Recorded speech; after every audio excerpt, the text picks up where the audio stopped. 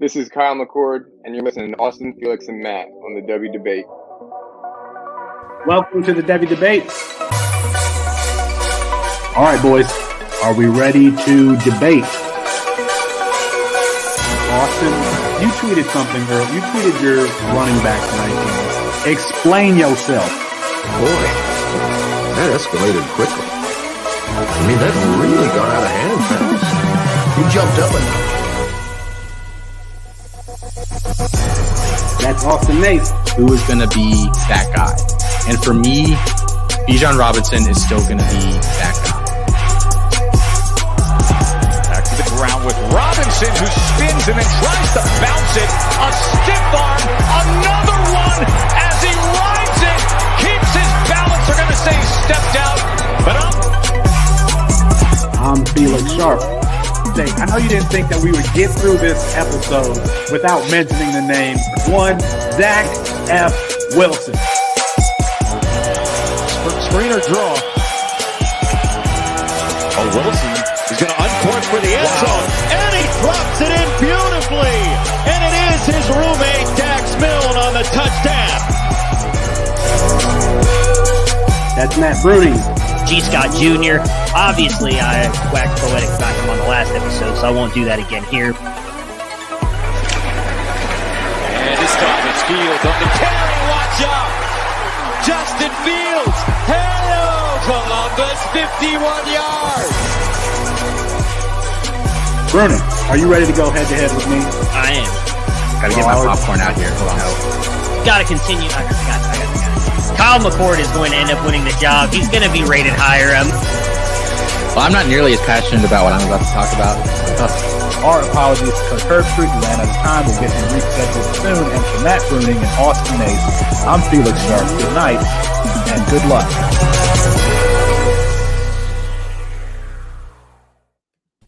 It's 9:30 Eastern time, the time zone with the lowest gas prices. That means it's time for the Devy Debate, brought to you by CampusToCanton.com.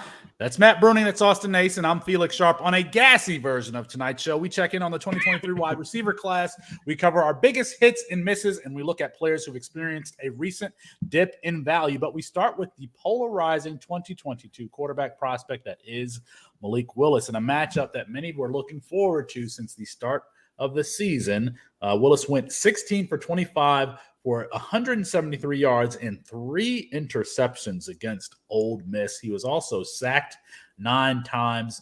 Matt Bruning, you've tweeted recently that you have confidence in the 2022 class as a whole. How does Willis's performance against Ole Miss inform that confidence in this quarterback class? I still think it's a good class. It's not great. I mean, I think Matt Corral and Sam Howell both have the ability to do that. I've said before, I've said all season, I think Sam Howell has the safest floor. I was not as high on Matt Corral coming into the season. I think I had him as my QB 5 or 6. He's jumped up to QB 1 for me in this class. Malik Willis has all the tools. We've talked about him a lot on this show. Early before the season, early in the season, during the season. Like he's a constant topic, and he's going to continue to be that. Because I think we can all admit he has the tools. He could be a very good quarterback. Does he have some things he needs to improve on? Absolutely. I think if he goes into the NFL and he is given a shot to sit for a year or two, a la Jordan Love has been right now in Green Bay behind Aaron Rodgers, that he could possibly end up being a very good quarterback, not just in the NFL, but for fantasy purposes as well. I don't think he goes out there and is a starter right now, but I think overall it is a good class. I mean, you've not only got those two at the top.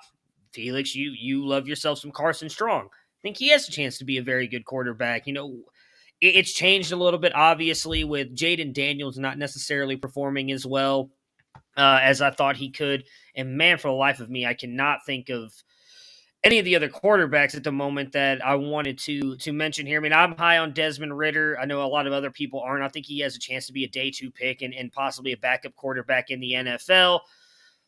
You know, Keaton Slovis is not that, so I'm not worried about Keaton. Is that notable, Matt?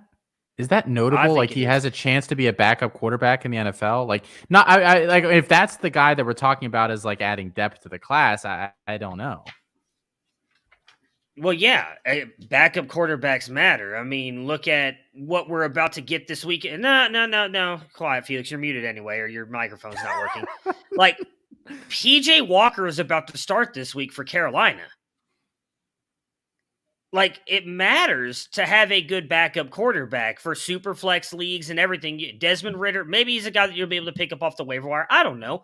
But if you have him on your team, that is going to matter because he might get a shot. And you're talking about my goodness, what's his name? Yeah, Mike White. I mean, like Luke just mentioned in the comics. And why can I not remember his name now? Minnesota. Who did they draft again? Come on, help me. Kellen Mond. They're talking about him possibly taking over for Kirk Cousins in a year or two. You cannot tell me Desmond Ridder is not better than Kellen Mond. You don't know that he's not going to get a shot. He's better than Kellen Mond. I'm thinking in dynasty rookie drafts, I'm not going to be excited to take Desmond Ridder as the next Kellen Mond. I mean, that's what we're talking about here. Listen, we're talking about Malik Willis. Here's the saving grace is that the NFL has moved to these offenses where teams just don't turn the ball over and the coaches scheme it up that way. So he could potentially be, in the NFL, I don't see him being a 70% passer or a 65% passer. Maybe he's a between 55 and 60% passer, and then he's getting you a lot of rushing yards. I mean, I feel like that's what an NFL team is going to have to be okay with if they're going to take him with first-round draft capital. And that could work for your fantasy teams. I mean, if he's used at the goal line and is used essentially as a fullback, I don't know that he's built that way.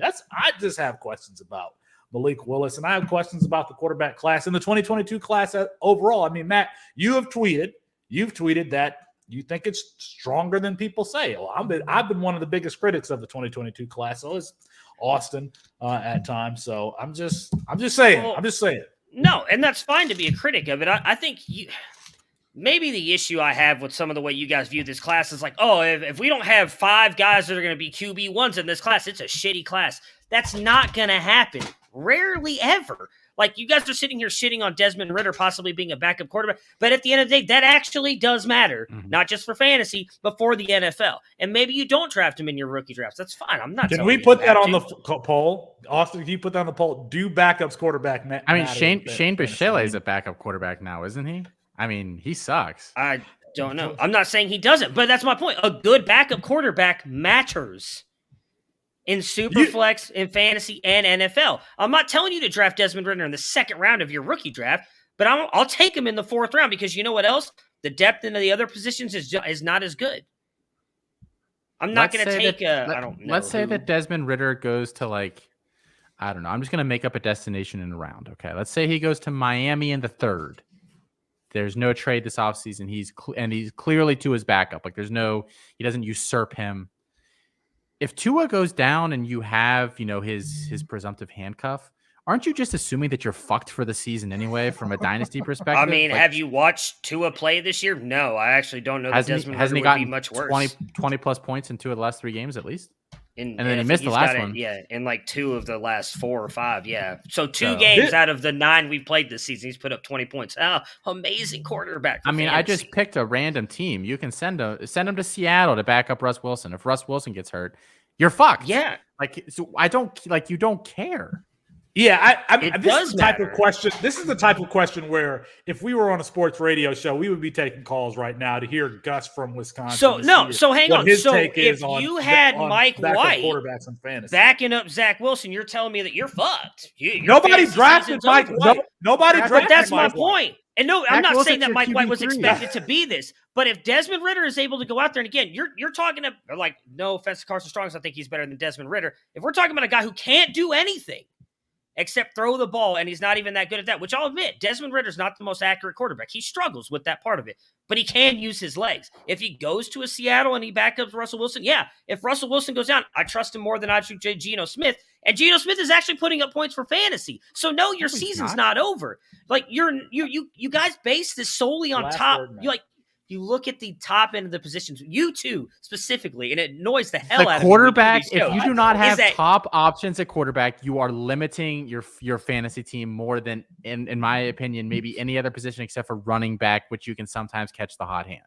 If you don't have the fantasy team that has Kirk Cousins and Derek Carr starting and is running the table is 1% of the teams out there. At the beginning of the season, we said, if any listeners can send us proof that they're going to win their dynasty league with like any 2 quarterbacks that are sub QB 16, we would give them a free year to campus to Canton. And guess what? We might get one person that does it. It doesn't happen. But that one championship matters. You can say it doesn't happen, but one person just did it, so it does happen. Let us know what you think about the 2022 quarterback class. Super Bowl, if you at Devy Debate gmail.com. We haven't taken emails in a long time. We need to check that email. There might be somebody might have sent us some money or something like that. We need to check that inbox. Or at Devy Debate on Devy Debate on Twitter. How do you feel? What's your confidence level in the 2022 quarterback class? I think we have confidence in the 2023 wide receiver class. I had a point. I'm sorry. Go ahead, Austin. I just had a quick point before we go to this. Because I actually wasn't going to shit on Malik Willis, even though I don't think he's a good quarterback. He's the kind of quarterback where I'm going to be tempted to take him once just to hedge because he has the tools. But just listen to some stat lines here, guys. Okay, I'm going to throw out these 3 stat lines and then see what you guys think. So 23 for 40, 174 yards, 2 interceptions. This is a college game. Bad game, right? Yeah. That is not particularly good. Let me find the other 2 here. Apologies. They went away. 15 for 30 for 130 yards and 3 interceptions. It's a bad game, right? 13 for 31 for 171 yards, 2 touchdowns, 4 interceptions. That's a bad game, right? Those are games that in order here, Josh Allen, Jordan Love, and Lamar Jackson had in their senior years in their final year against teams that just blatantly had a talent overmatch against them. Josh Allen played Iowa, Jordan Love played LSU, and Lamar Jackson played that really good Mississippi State team back in 2017. So just to answer this question, you can't take anything from this game about Malik Willis. And I am one of Malik Willis's harshest critics. And I don't think you can take anything away from this because he was running for his life the entire game. There was nobody open. And quite frankly, he didn't do anything to help himself. But this is not learning tape. This is not. I probably won't even sit down and watch that game as learning tape because you just cannot take anything away from it. Now, can you take anything away from Middle Tennessee? I don't know if you can take anything away from that either. But I think the reaction, if you already, this performance. I hate Lamar. I hate Malik Willis as a player, and this has not dropped my opinion of him at all, and it shouldn't. If it does, then it's bad process. That's a good pull on that stat, Austin. All right, moving on here to the 2023 wide receiver class. It's something where we are developing our faith in that class. Jackson Smith-Njigba against Nebraska had his best performance of his young career thus far. 15 for 240, 75. He had a 75-yard touchdown, 1 touchdown. 75 yards for a touchdown. But let's use 2023 to talk about, Jackson Smith and Jigba's performance to talk about the 2023 class as a whole at wide receiver. We got Kayshon Boutte, number 1, Jackson Smith-Njigba, number 2, Josh Downs, number 3, Raheem Jarrett, who is having a down year, number 4, Quentin Johnston, number 5, Marvin Mims is currently 6, Jermaine Burton, who we are giving him the benefit of the doubt, it seems, because he's been injured and hasn't played. He's number 7. Parker Washington, Jordan Addison, and then Jalen McMillan. Somebody's going to have to explain Jalen McMillan to me. And Austin, I believe he was one of your guys. But what should our confidence level be in the 2023 wide receiver class, Austin? Should we be trading for 2023 picks, not just for the running backs, but also for this wide receiver class? The answer to that first little part is no. I don't believe in Matt and I've had this discussion on Twitter before, I think, where a rookie class is only as good as the quarterbacks or the running backs will take it. It's why 2022 is perceived as not a very good class. It's why 2021 was thought of as really good because it had 5 quarterbacks. The year before that had 4 or 5 running backs. 2019, again, did not, and that's why it was perceived as weak. So 2023 is going to be buoyed by the running backs. We only really have one quarterback, maybe two, that we like. So I wouldn't necessarily go trading for these picks because there are wide receivers there. But I do just want to say, you say, why do we have Jalen McMillan number 10? In weighted dominator rating this year, he's outperforming every single guy there that's at the bottom of that list: Jermaine Burton, Parker Washington, and Marvin Mims. And in receiving yards, or what's the other metric here that I'm using? On receiving yards per team pass attempt, he is only below Marvin Mims. He's doing great. Washington just can't throw the ball worth shit. Their whole coach, they just fired their offensive coordinator. Their coach got suspended for punching a kid in the face. Like, that team's imploding. Jalen McMillan's doing fine. But I mean, at the top of the class, I think you really only have two guys, maybe three, that are really exciting. You have Kayshon Boutte, JSN, and then I think, like, if you have to bet on a guy, you take Quentin Johnson just because he's so big and he's so fast. If you asked me to project Josh Downs to the NFL, I would not feel amazing doing that, even though I've been one of Downs' biggest fans over the past few years. He's just a smaller guy, and he doesn't necessarily separate in the short and intermediate that often. He's really good downfield, so that's just kind of scary. Raheem Jarrett, I've been just totally disappointed by him this year. I don't know where I'm going to drop him yet. He's falling. Marvin Mims, disappointing year. So I'm not buying picks because I feel good about this wide receiver class. If anything, I think this wide receiver class is underwhelmed as a whole this year, outside the top two. There are some good athletes in this class. Jermaine Burton, even though he's been injured, he was the fastest man when he tested at the I forgot what that competition is called. Quentin Johnson is a big 6'4", lanky, fast guy, can also run after the catch.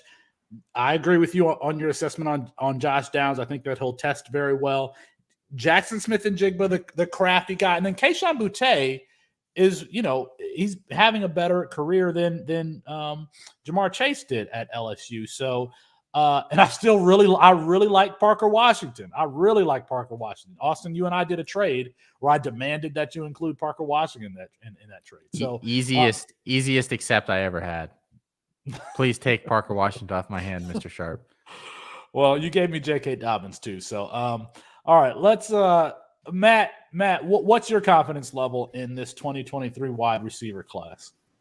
I mean, based off what Austin just said, 0. There's apparently only 2 guys we're talking about in the top 12, right? So the rest of them just suck. I mean, Correct. Why even worry about him? It's a horrible class. No, I mean, Kayshon Boutte's a stud. JSN, me and Colin actually just talked a little bit about this class on Devy Wire recently. I think JSN has a chance to jump in.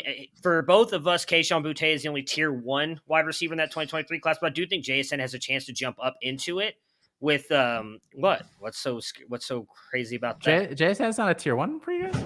Not right now. Phew. I mean, it's not because of his talent. What's he done production-wise? Just saying, Kayshon Boutte was able to do it. But I think next year he's going to jump up there because he's going to be the guy at Ohio State, and we're going to get to see him perform. I do like Quentin Johnston. I was talking about him. I'm going to mention a little bit more about him here in a little bit. I was talking about him before he even came into college to TCU. Outside of them, I mean, I do like Josh Downs. I talked about it a lot with Calvin Austin. I think these smaller guys are getting more of a role here in the NFL, so I'm not that worried about it. I am worried about Raheem Jarrett. Really, the rest of the people on that list. I mean, Jordan Addison and McMillan are intriguing to me because they have been producing, but I don't know that either one of them has legitimate wide receiver 1 upside when they get to the NFL. They're probably more wide receiver 2s, middle tier, bottom tier, but it still matters. As I just talked about, that it still matters for fantasy, so I still want to draft those guys, but I don't think they have the upside as those top 3 guys, the Johnston, JSN, and Boutte. Yeah, I did want to highlight Jalen McMillan. He has 31 catches for 414 yards, 3 TDs, but Washington has not even thrown for 2,000 yards this season. They're averaging 6.8 an attempt. The quarterbacks are. I don't even know how this is possible that Dylan Morris and Sam Hewitt are only averaging 6.8 an attempt, but McMillan is up to 13.4. So he is having, he's consolidating the target share there, and is playing well. He's a second year player. Is he a freshman or he's a sophomore? He's a second year guy. He sat out all of last. He played 1 game last year, and they only played 3 or 4 at Washington. Last year, he shows up as nothing on the chart. I don't even count last year because there was just no opportunity. But he's above Jarek's magic line, or right at it, in most of the important statistics. This is for this is how we found DJ Moore when DJ Moore was coming out. I want to say that Maryland threw for like 1,500 yards or maybe 2,000 yards that year, and DJ Moore had 1,000 yards receiving his junior year. So that weighted dominator rating thing is something we really want to pay attention to. All right, Austin, let me turn it to you for some housekeeping. Sorry, I had to get a sip of water, and the housekeeping gets a little intense. Yeah, housekeeping gets a little intense. All right, guys, I've got some things to say to you, and you better shut up and listen. First off, if you haven't given us a 5-star review yet on whatever you listen to your podcast, probably on Apple Podcasts, please go do so. We would really appreciate that. We do lots of giveaways. We haven't in a while, but we've done several of them in the past. And if you want to win things, that means you got a review. So if you guys go give us a 5-star review, put anything you want, tell us that we're good looking, that we have voices built for radio, whatever you want to tell us. And then just send us a screenshot of it either at Devy Debate on Twitter or to our email account, devydebate@gmail.com, just so we can link a name to a review. We've had some issues with that in the past. If you don't do that, then we cannot give you anything. I just got off the phone, and the next 10 people who leave a 5-star rate and review will be entered into a drawing for $5 million. $5 million. So, did you check with our lawyers before you said that? I did. Okay. Perfect. You may or may not win. You may or may not win. Tailgating coast to coast, guys. Every Saturday, 2 live shows we do here at campus2canton.com. The tailgate kicks off at 10 a.m. It goes till noon. Gets you ready for all of your CFF needs for the day, your DFS, your prize picks, your gambling, whatever you like to do. Gambling sounds like such a negative word. You're betting. Do those things. We talk about all of that. And then coast to coast at night usually kicks off around 10:30, 11 o'clock Eastern Standard Time. We wrap up all of the day's games for you. I just mentioned prize picks, guys. If you have not done that yet, it is a player prop website. It's really, really cool. Sign up. Promo code C2C. Get a $100 match on your first deposit. Well, up to a $100 match on your first deposit. And if you put a $20 in, you get a free year subscription with us. That's pretty darn cool. That's usually $30. So we're knocking $10 off, and we're going to help you win money while you do it. That just sounds like a great deal to me. And then lastly, guys, and we've been talking about a lot about this on the C2C pod as well. If you are a member, there is no reason for you not to be in the Discord, guys. We give out start sits, all sorts of different trade advice. We're talking 2022 freshman has been a hot topic this week. We've got a couple hundred people in there. It's not just us. Lots of people. You can kind of ask the group, see what they think. All good things. And a lot of our questions tonight came from there. Shout outs to Sal, Chris Moxley, App State Avery, and Mr. Luke Probasco, who I believe is in the comments right now. All gave us some things to talk about for tonight's show. So go check all of those things out. Felix, take it away. Yeah, and I don't remember whose suggestion this was, but this suggestion did come from the Discorders. Our biggest hits and misses. We do a lot of talking, and sometimes we even forget the takes that we've had on players. Actually, that's a lie. I don't forget the hits. I definitely don't forget the hits. I might forget some of the misses, though. But Matt Bruning, why don't you give me some of your hits and misses from this season? All right, so I will start with my misses first. Excuse me. My goodness. The free square here is Kyle McCord. Obviously, I touted him all season to end up winning that job.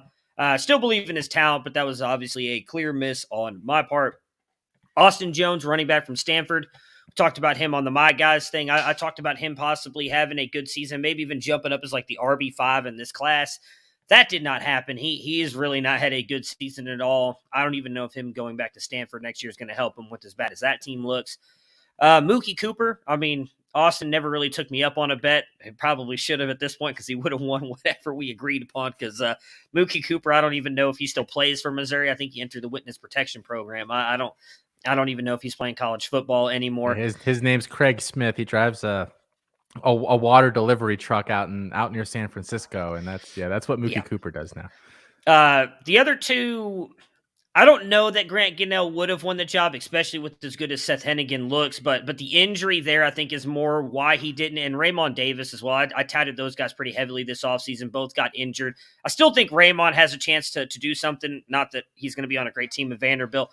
I honestly have no idea what happens with Gunnell. I mean, he's not going back to Memphis because he's not going to beat out Seth Hennigan now. So where does he transfer to for the new school for a second time?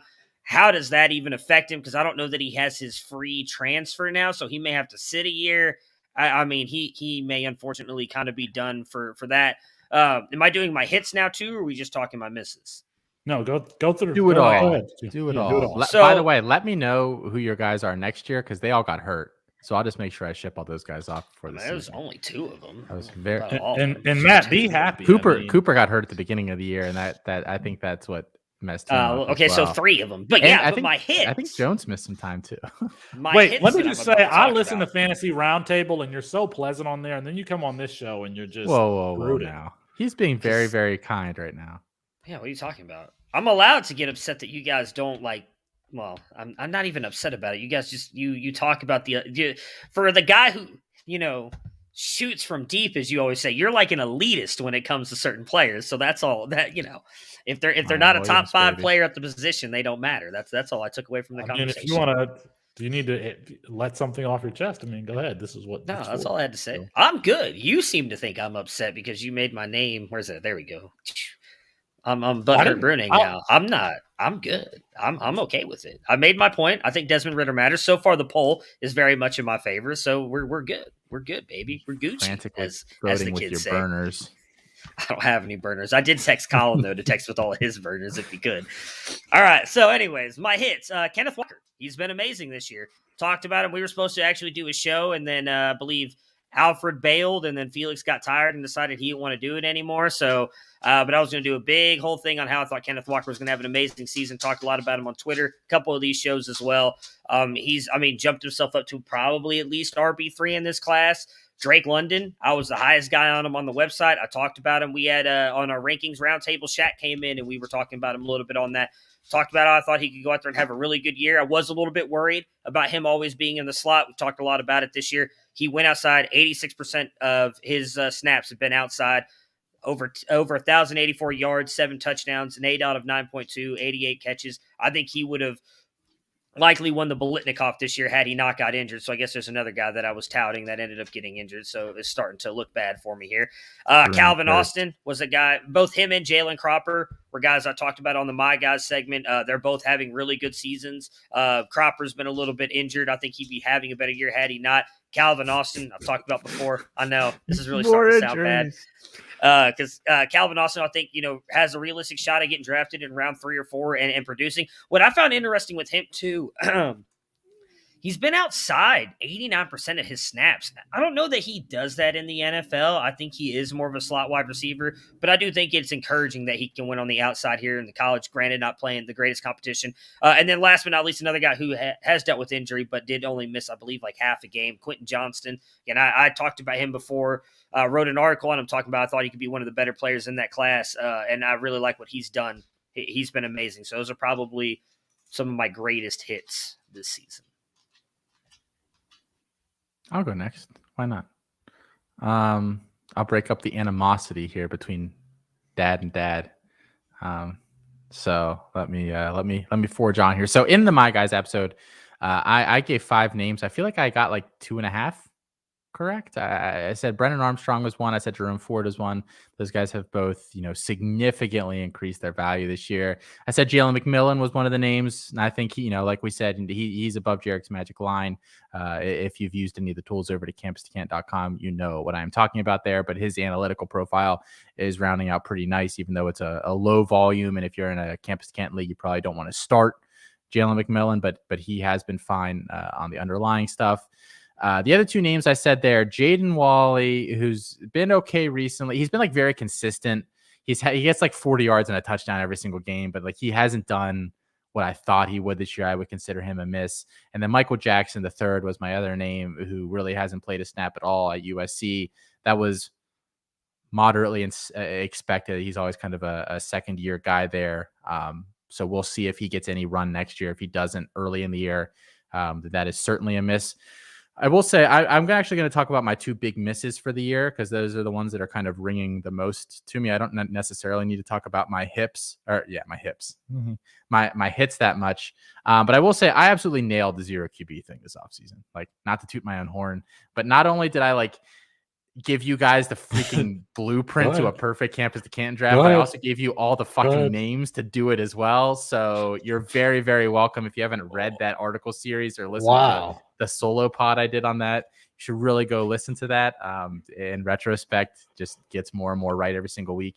But the two things that have haunted me the most this season, my two biggest misses, were Caleb Williams, who I had as my quarterback 8 in this class. I saw the tools and I just said, this dude does not know how to play quarterback. He has shocked me in his development. I thought it would take him a year or two to learn how to play in structure. He looks great doing it at Oklahoma. I am just floored. There might not be a quarterback I would take in college in terms of Devy over him right now. And then the other big miss for me was Brock Bowers, and it was a totally different miss because I actually have in Campus to Canton a lot of Brock Bowers. And I kind of sent a disparaging tweet about him in late summer that got a lot of pushback. And it was not, I didn't like Brock Bowers. It was, he's playing a position that is not currently really in vogue. He's third at best on the depth chart behind two mega talents in Eric Gilbert and Darnell Washington. And I suppose I should have predicted that Eric Gilbert would fall apart mentally and that Darnell Washington would be out the first 6 weeks of the season with an injury. Brock Bowers established himself and is all of a sudden the tight end 2 in Devy. So joke's on me, I guess, that I did not predict those things, but I think is another lesson in, the talent over the opportunity and hoping that the talent comes to the top. So those are kind of my hits and misses so far for this season. Yeah, I'm going to pick it up right there with you because, I had Caleb Williams I had him ranked pretty low as far as the freshmen go. But Brock Vandegrift was my number 1 quarterback. And I saw Oklahoma spring game and raised Caleb Williams ranking. I saw Georgia spring game and Brock Vandegrift is losing snaps to Jackson Muschamp and just didn't really look good, looked erratic, looked antsy back there and dropped him down. He's someone that I could absolutely see transferring. And so, that core. And then there were reports that he didn't have a great level of competition at his high school ranks. So something to pay attention to. Troy O'Meary's a guy that I had been touting. I'm still actually really high on. I just redid my wide receiver rankings. I think I had him at 14 or something like that. I've only dropped him to around 19, 20. I think that if he is healthy, he is absolute a vacuum cleaner as far as he has excellent hands. He has good speed for his size. He's an excellent catch radius. Excuse me. And just throw it near a zip code. If he can be healthy, I think that he's going to be a player that produces. But he's now not been healthy for 2 consecutive seasons, so he's going into his 3rd year. He's going to have to produce. I'm looking at my guy. We had an episode on May 19th of 2021, and my guys were Troy O'Meary, Anthony Richardson, who I consider a hit. People have seen what he can do. Great athlete. He's got to work on his on his accuracy, but all the tools are there, and he should be starting if he is healthy. But then Brian Batey. This is shooting from deep. Brian Batey was one of my guys, one of the smallest running backs in the country. They have him listed at 5'8". I don't think that dude is 5'8". They have him listed at 170. I don't think that he's 170 pounds. But he has been in a time split. He's been in a timeshare despite averaging 6.2 yards a carry. He had 10 carries against Florida A&M. He had 100 yards. He had 12 carries against Temple and had 77 yards. But he's had games with 1 carry, 3, 1, 7, 2, 6, 5. They're just not using him. And they did have 2. They even got a transfer from Colorado by way of Detroit King and Jerry Mangum down there. And he hasn't been utilized the way I thought he would. Chris Smith down there with Billy Napier at the University of Louisiana. He's been fine. He's been fine as of late. He's had some injuries. He still has another year of eligibility. I've started him a time or two and have been he's been okay. He hasn't been the monster that I thought. I thought that all of the carries were going to go to him after the departure of Elijah Mitchell and Trey Regis, and no, they still use a 3-man committee there. So, and Brennan Presley, Austin said Mike Gundy does not use slot wide receivers; he uses boundary wide receivers, and he was right. However, Brennan Presley has played well recently. He got on You Got Mossed. I mean, Brendan Presley is an excellent athlete. He's one of their better players. I think that better days are ahead for him, but we're not seeing we haven't seen the explosive game yet this season the way we saw in that bowl game against Miami. But I think that is absolutely in him. I think that it's in him. Tyler Van Dyke, I called Tyler Van Dyke. We each identified a potential Joe Burrow candidate. I picked Tyler Van Dyke. I thought that he would be behind both De'Aaron King and Jake Garcia there, but he's not. I mean, I think that there's an argument that he is the third best quarterback in the 2023 class. So Tyler Van Dyke was a hit. Mario Williams. I had both he and JoJo Earl ranked highly. I had JoJo Earl ranked. I think I had both of them in the top 10, but I had JoJo Earl ranked well ahead of both Ajay Hall and Ja'Cory Brooks. Were you going to say something else? That's top 10 out of all wide receivers, right? Out of all wide receivers. Class. Yes. No, not just in their class. Yeah. Out of all wide receivers, I had Mario Williams and JoJo Earl ranked in my top 10. And again, Earl well above Ajay Hall and Ja'Cory Brooks, even though he was, according to 24/7 rankings, he was the third amongst those Alabama wide receivers. I think Austin and I believe we have a bet, and I can't remember what the number is. I can't remember it's 425 or 475, but he's getting close to that number. He's got 319 yards on the season. And so I'm going to be really excited to see. I felt great about that bet until they switched quarterback. I was like, there's no way he gets even close to that here with Spencer Rattler, because Rattler didn't even care about this kid at all. Yeah, I was so good about it.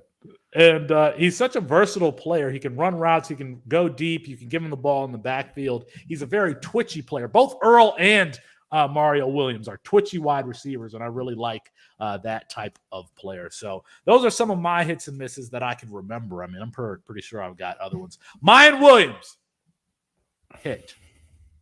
Mayan Williams is a hit. Matt Bruning shaking his head right there. All right, boys. Yeah, I haven't said this in a while. Are we ready for the Devy debates? Yes. No. Austin yes, said no. I'm ready. The Devy debates today were inspired by a suggestion by App State Avery in the Discord.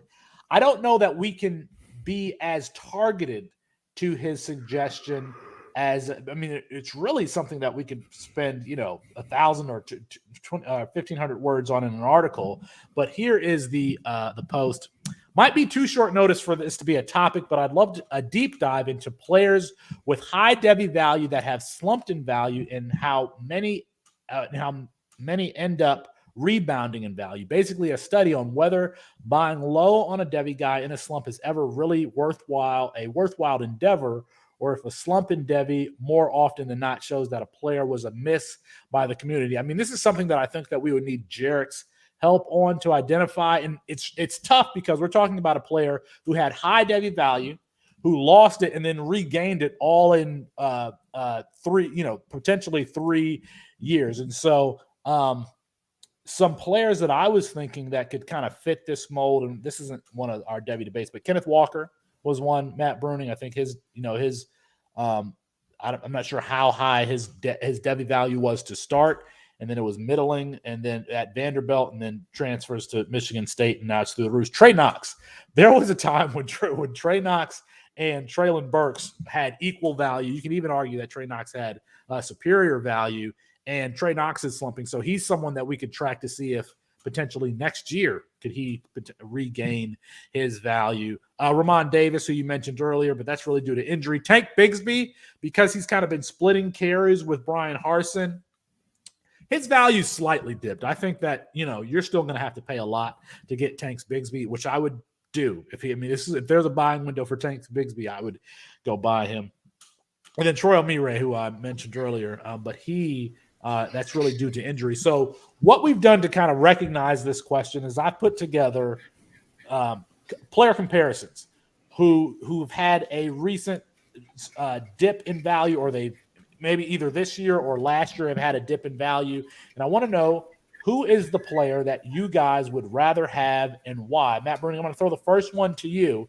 And all of these are posted. Are they posted on our Twitter page, Austin? They went live within the past 20 minutes or so here. Okay. All of these questions are posted on our Twitter page at Devy Debate. So the first one, Matt Bruning, I feel like this is naturally, and these were hard to come up with because you had to have somewhat of an equal value for there to be a comparison at all. So let's start at the top of who we had, the number 1 and number 2 quarterbacks in this class, DJ Uiagalelei and Spencer Rattler. Matt Bruning, who would you rather have for the future?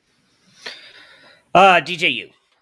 His upside last year is better than anything I've seen out of Spencer Rattler in his 2 years. So I think Spencer Rattler may have the chance to rebound his stock better because I think is going to almost have a choice of where he goes. If DJU doesn't transfer, I honestly don't see Clemson's offense getting any better.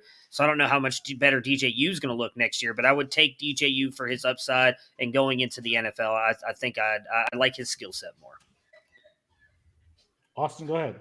I will take the opposite side of that, partially just because it's, good content, and partially because I think that there are some key reasons why maybe I would prefer Spencer Rattler.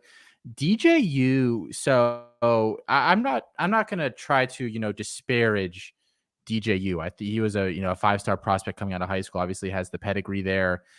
DJU's entire reputation, though, is basically built off that 5-star status in one game against Notre Dame last year. Boston really, College too, but he played poorly in that game, and they came back though. I mean, if there's a case of a kid who has, because of his recruiting status, is going to get every chance in the world, and he's done nothing with it, I think DJU falls very squarely into that category. And while Spencer Rattler has obviously had, a lot of poopy games over the years, he's also had some really, really good ones. I mean, down the stretch last year, I thought he was extremely effective. I'm trying to pull up his game logs right now. I mean, down the stretch last year, the last 4 games, he completed 71% of his passes, 71%, 64, and 61. Average, it looks like, just doing quick math in my head, about 250 yards and 3 touchdowns each of those games against Oklahoma State, Baylor, Iowa State, and Florida. I mean, that's a pretty tough 4-game stretch there that I thought he was excellent in. And maybe most importantly, only threw 1 interception in those 4 games combined. I mean, so I think, he obviously mentally has a lot of things that he needs to clean up, but give me the guy that's shown it over the guy that did it like one time, maybe. My argument against that is he's Lincoln Riley's quarterback. A lot of those, if you actually go watch the games, he's hitting guys who are wide open. Caleb Williams in what has he started now? 4 games?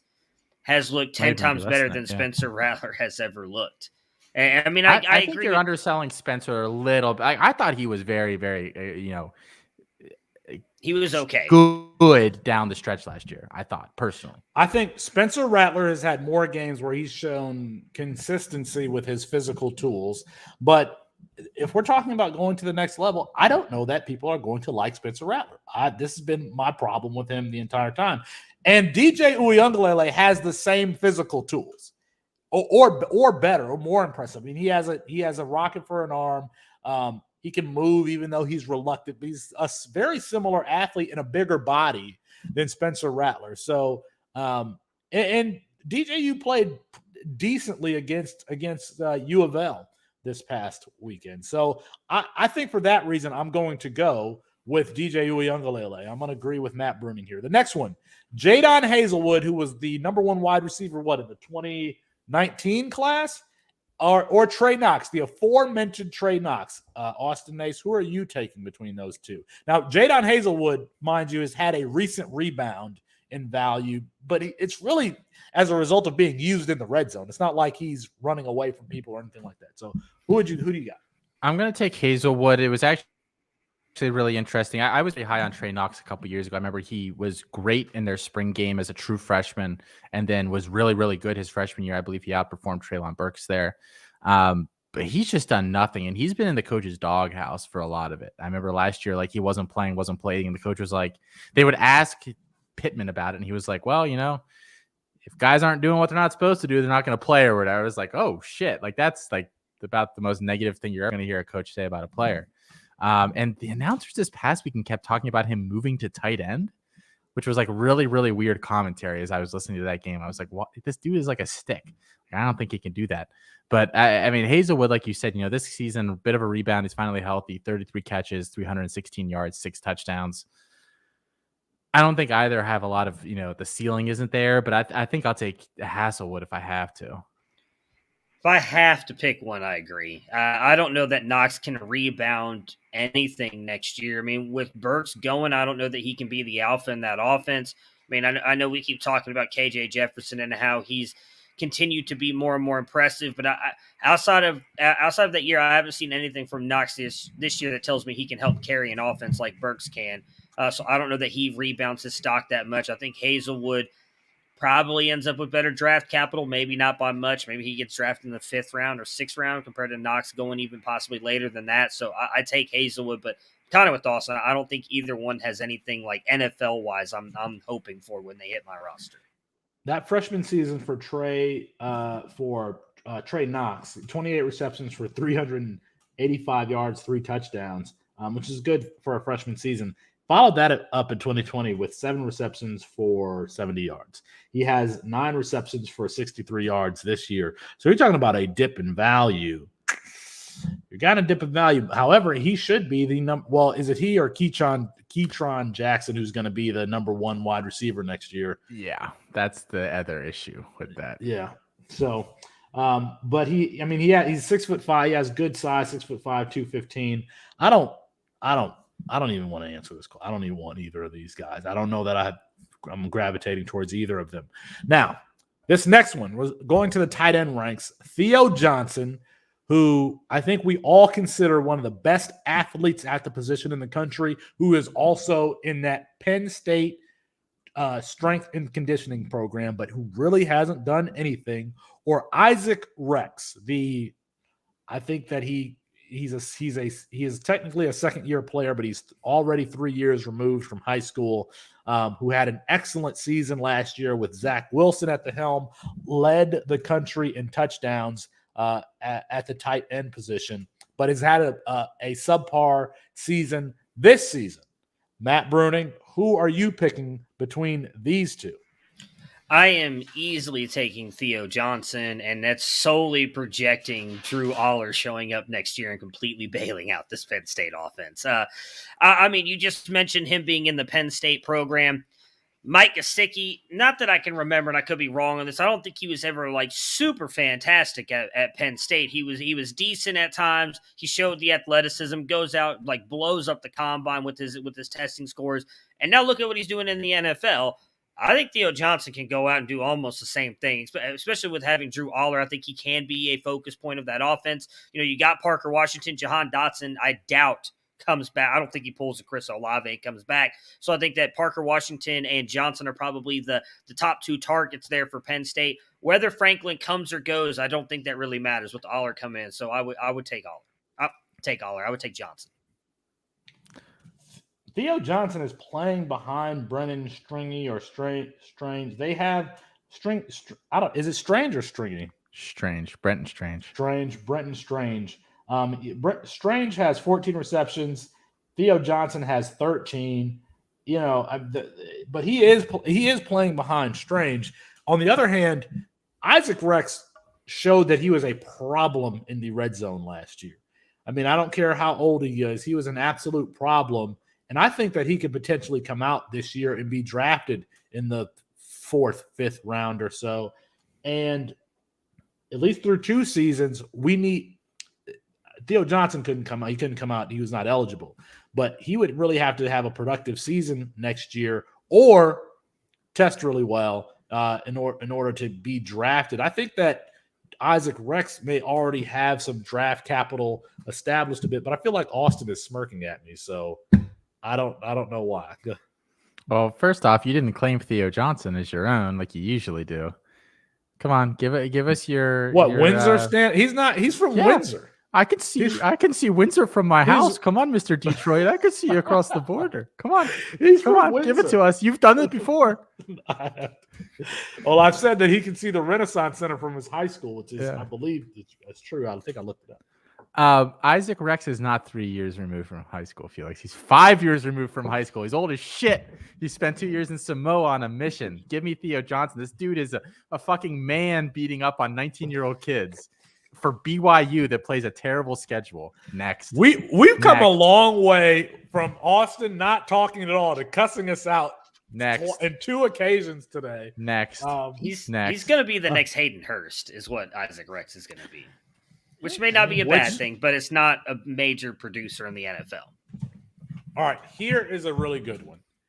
George Pickens or his teammate Jermaine Burton, he feels like Jermaine Burton has played in 3 games this year. But that might be accurate. He has like 2 weekend.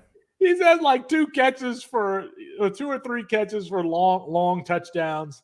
And George Pickens, obviously, the excellent freshman season before having, an okay second season and then being injured this year. Matt Bruning, who are you preferring between these 2? Man, I'm not even that big a fan of Pickens, and I'm going to take Pickens. I feel pretty easily here. He's got, I think, a lot more upside than Burton does. And I just really quickly went to pull this up just to double check because I didn't want to. I usually just tend to just like say stuff that's not necessarily true. So I wanted to double check this really quick. Even in his injured, in his 2 seasons where, again, I think we could say quarterbacks held him back a little bit with Pickens and then just inconsistency on the field, he's still been better on Jarek's magic line here with dang it, that was a wrong thing. It reset on me. Now I'm probably going to end up being wrong. No, never mind. He crossed the threshold in his freshman season and is right on the line in his second. Jermaine Burton's not even close to him in either season. And Burton, I would also say I don't think Burton's done anything to jump him, and Pickens hasn't even taken a snap this year. And I think Pickens is going to test better. Even if Pickens doesn't come back and play the rest of this year and goes into the NFL Combine, he's going to test better. He's just a bigger, better athlete. I don't know if he's a better athlete, but yeah, I mean, Jermaine Burton's he's kind of like DJU. His entire, facade or whatever is built on the back of 1 game against Mississippi State last year, where he went 8 catches for 197 yards and 2 touchdowns. Other than that, I mean, he didn't have he had one other game over 4 catches last year. He didn't hit 100 yards in a single other game last year beyond that game. And then this year, he hasn't hit 100 yards a single time. Now, granted, this past weekend, he had 3 for 76 and 1, and he got tackled on the 1-yard line twice. So he could have had a 376 and 3. But I mean, I have a hard time fading any of these Georgia wide receivers because, I mean, this offense is just, they've all been hurt. You've got the second string quarterback in. You've got Ladd McConkey and Brock Bowers out here. Like, you can just run the ball 40 times a game down somebody's throat. I actually don't really know how to read this Georgia offense and really any of the players on it, but I do feel better about George Pickens, who at least had that really nice first year to hang his hat on over any season that Burton has put together so far.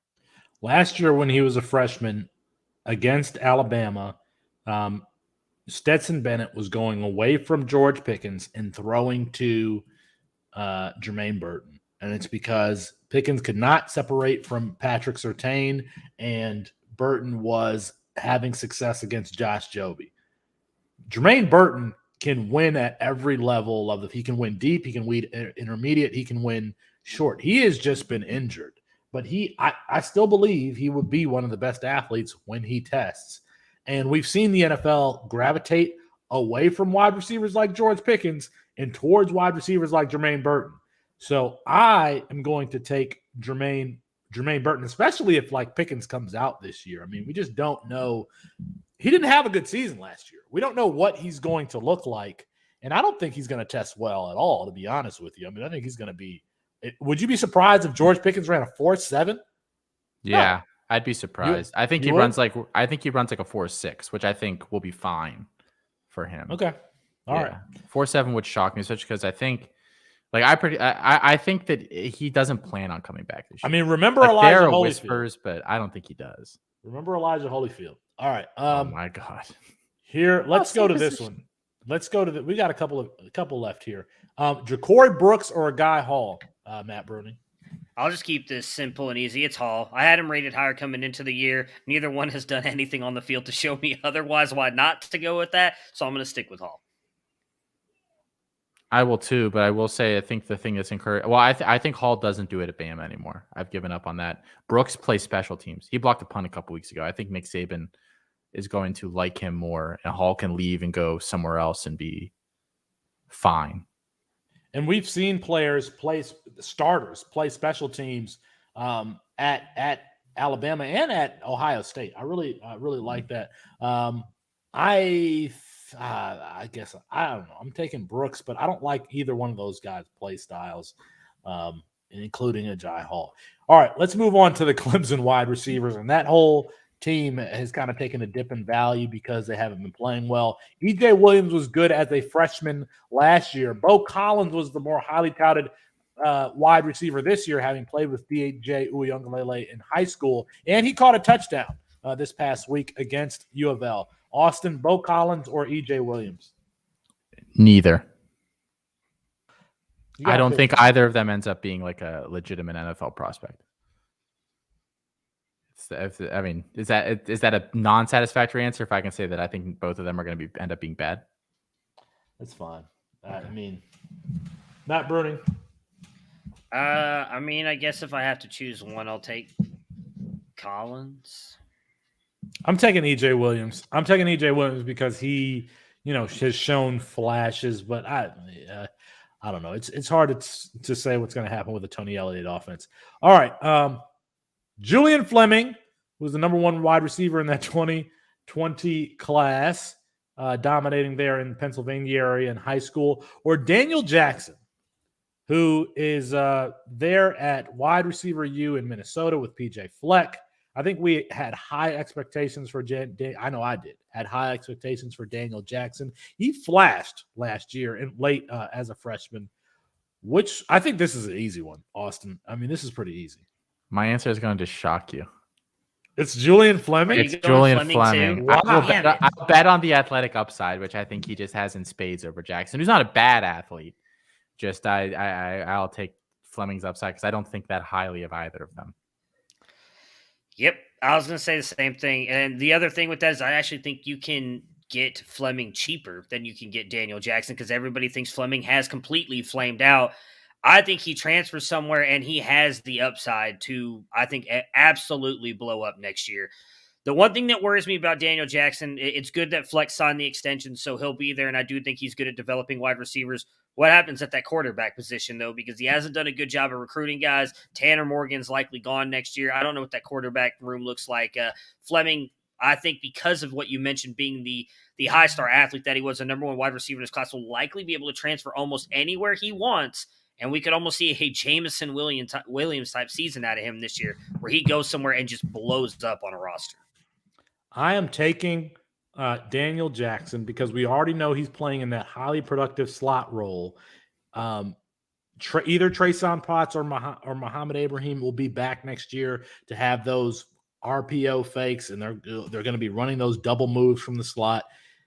I am taking Daniel Jackson is a very good athlete in his own right. I don't know. I'm not just going to. He's not a slouch. He's not Julian Fleming. I mean, that's not. I don't think that's an insult. How many catches did Julian Fleming has in his career? More than 5? He had a nice one. He's got double digits. He's got double digits. Really quick. So he's got more than G. Scott. I mean, he's been injured this year. I mean, say what you want. He's only played in 2 games. He's got 8 catches, he's got 4 catches this year. What is that? He's got 11 altogether. Okay. All right. Julian Fleming then. I mean, I would like to see him play at a G5 school. I think that would be fun. Go to SMU. Go to I don't know. I can't think of another. Not SMU. I don't, Luke. I was answering Luke's question. Sorry. Okay. And for the audience who's listening to this, Luke said, "Oh, does Matt know something?" Matt is saying no, that he doesn't. Okay, he doesn't know anything, meaning like have any insider information on what's going to happen with Julian Fleming. That's what that's a reference to. All right, Kendall Milton. Who put this in here? I didn't put this in here. Who put this question in here? This is an easy question. Kendall Milton or Jalen Berger? Well, Whoever put this in here. It's Kendall Milton. Jalen Berger doesn't even have a team right now. Jalen's nickname should be Nothing, so we can call him Jalen Nothing Burger because that's what he is. Yeah, that's a fairly easy one. Matt Bruning, everybody. This is unanimous. Why? Let's not waste time on this. It's Kendall Milton, even though we think he's going to lose time to Branson Robinson next year. Correct. Where Yes, where do you want to see Jalen Berger go, Matt? Anywhere. I think he's a good runner. I mean, I was going to pick Kendall Milton anyways. I've been higher on Kendall Milton than anybody else. I don't think it's a like slam dunk. If Jalen Berger goes somewhere, he could be good. I mean, he can go. Austin said Rutgers. They're going to have Gavin Wimstad start next year. Maybe you get a little read option open lanes there for Jalen Berger, who I thought Jalen Berger was good. I thought that he was. That's he my could be point. Used in the passing game. Yeah. He's a good prospect. It didn't work out at Wisconsin. He's not the first kid, won't be the last kid that had issues. Where was that? Maybe he gets his head straight and goes somewhere else if he produces. I mean, all I hear you guys talk about all the time is how Kendall Milton's not good.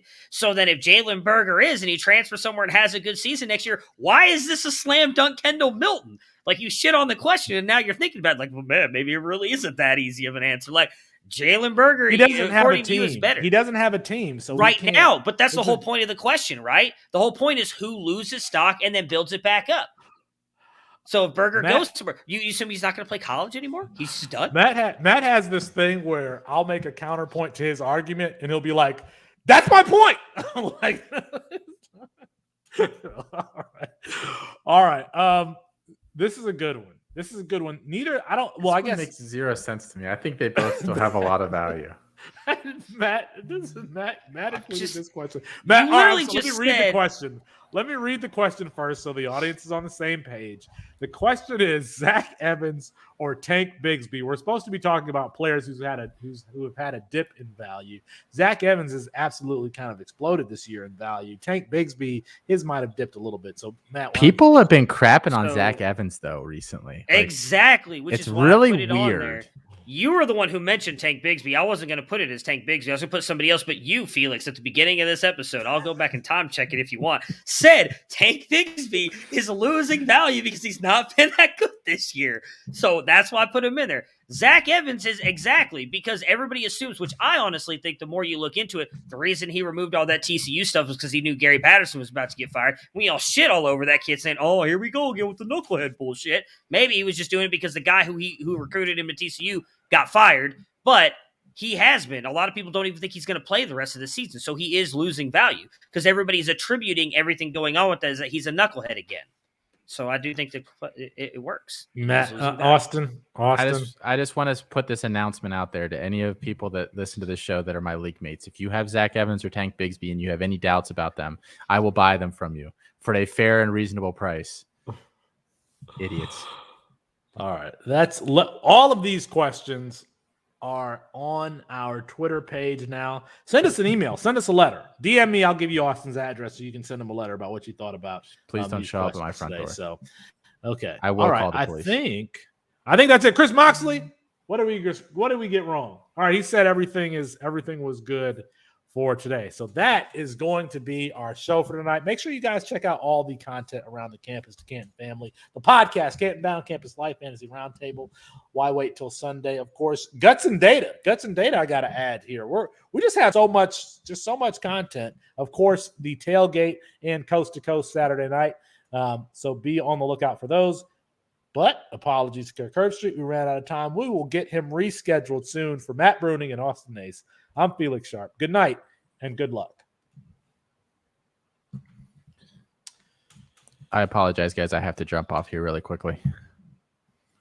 I have a meeting. Going to offer my legal services to the fantasy community. I am.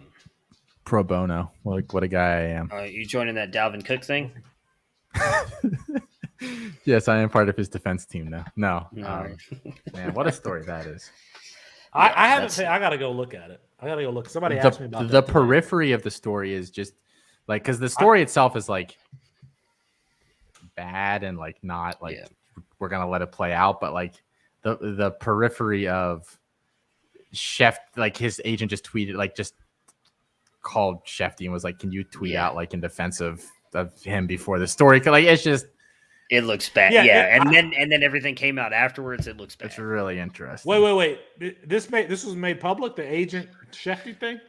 Yeah. Like it was so obvious. Like Shefty tweeted it out with like no provocation. Then 20 minutes later, like the story breaks that this chick is suing him, and that's like all of a sudden I could tell that was happening, and I thought that. Listen, I haven't looked at the story, but it was an excellent PR move to get in front of it. And now he's being, all I've seen is the headline is he's being extorted, that he was attacked. I don't know the whole story, but to get in front of that was a very smart thing to do. Right, but it was a bad move for Shefty because of everything that's been slung his way with the Washington stuff. It looks like he did exactly what he's been. That you guys. Yeah. Okay. Yeah. He's bought, and he's paid for it. So yeah, that's why it looks bad. So I gotta go look at it. Yeah, it's not pretty. At least the text messages, if they're real, I don't know how easy it is to from Dalvin to the girlfriend.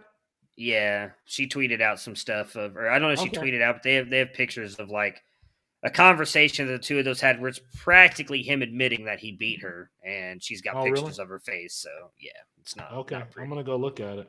So I'm gonna look at it. Domestic violence, man.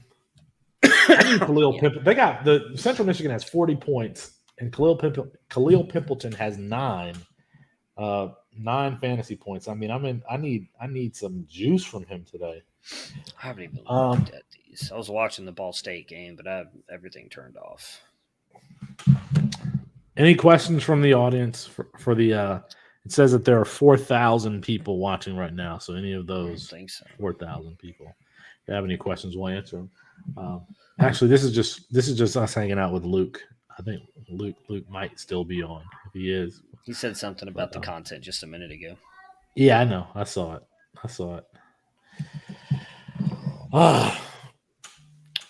One day, I had a meeting today, and I just did it right here.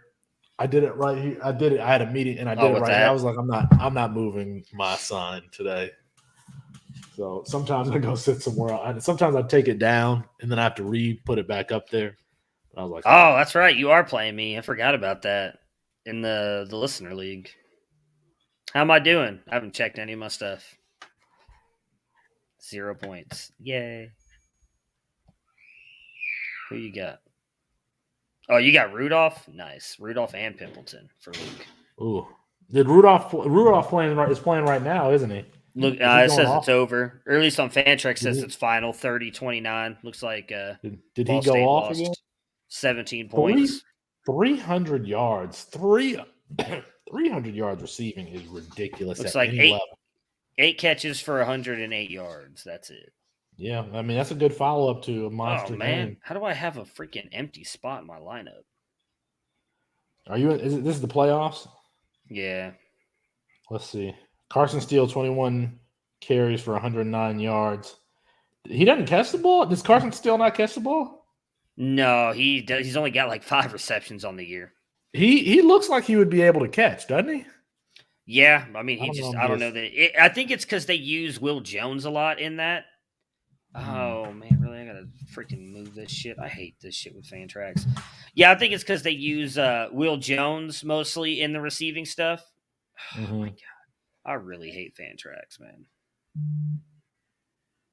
Okay. All right, so let's drop him. Submit. Thanks for telling me that, Luke. Matter of fact, I would not have even thought to check my lineup. I thought I set all my lineups already. Is it the playoffs in the Devy Debate Listener League? Yeah.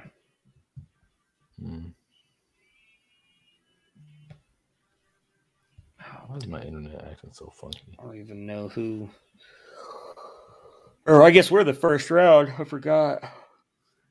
I'm used to the program. We start a week early. So you guys are already into the second week of the playoffs? Yep. So Corbett and Kevin, which I'm pretty sure that's British Kev, got the buys. Moxley is currently up on Brandon 145-50. Let me look. Go back, Richardson. Hall. Oh, you mean in the program? No, I'm talking about a Devy Debate Listener League. No, the program is me versus PJ and Kevin versus Austin on our side. I was looking at the wrong one. Yeah, 145-52. He had who was Richardson? Who was D Richardson? For who? Moxley? Daniel Richardson for Central Michigan. Went off for Moxley and Kovac and Baydoun. Kovac's his guy. Man, you gotta have these Mac dudes in your lineup. Fuck. Yep. He's got Nichols who had 35, and that game is still going. It's not even the fourth quarter. Hall, Baydoun, Kovac, and Richardson. Yeah, I wasn't expecting that either, Luke. I saw that, I think, this morning. Was that because of COVID that UC Cal got canceled? You saw that this morning?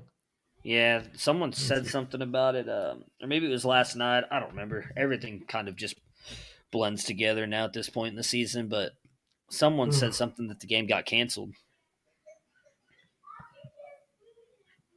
Okay. I was curious because I know Cal was dealing with the COVID stuff last week. They had all those players out. Yeah, it was due to COVID. Gotcha. Yeah, that sucks. I know Thor tweeted out. I doubted it would happen. Maybe last year with all the COVID stuff, he was hoping they would do a USC versus Liberty because Liberty was on a bye this week. Oh man. All right. You ready to call it a night? Yeah. Cal had 50 guys out. Wow.